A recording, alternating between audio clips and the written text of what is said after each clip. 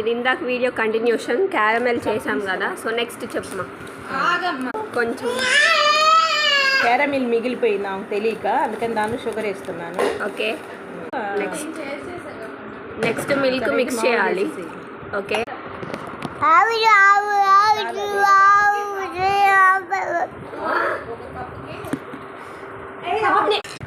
1 spoon మైదా వేయాలి.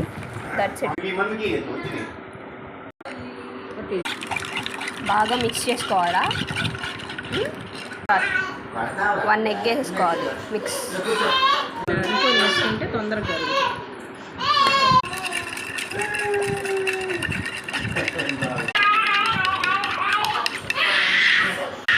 you have to mix it well.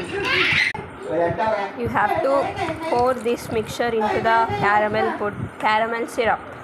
Okay, the water replace gas cut.